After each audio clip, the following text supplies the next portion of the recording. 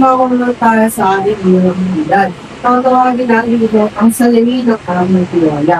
Kaya mga namaharap, yung namang nakikita nyo ang inyong mga reflections sa aming sarili.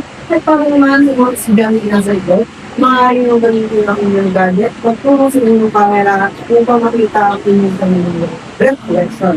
Ngayon, sabay-sabay namin basahin ang panutok. 1, 2, 3, go! Gamitin ang kamera ng iyong cellphone o ang sa sarili. Pakapahagi sa sarili.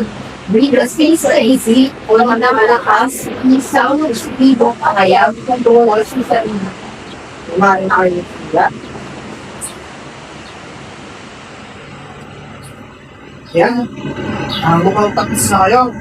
Ngayon,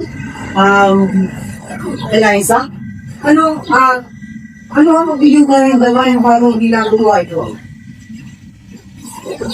Masaya lang gawin ko na sa pag-iili ko sa akin nilibigay na hindi ko ba alam mo sa sarili ko hindi ko gusto bang iala ang aking sarili. At pag humigil sa sarili ay mapapaisip ka na malalim ano nga ba ang nakikita ko sa sarili bago ko sa akin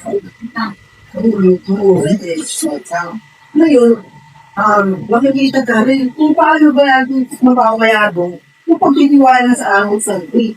Ngayon, maaaring ibang ulangan kung ano ang susunod namin aralin. Nicole?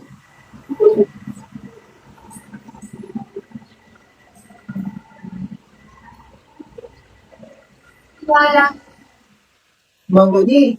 Ngayon na ay ating mga pag-uwi kung ito kaalaman na ang susunod na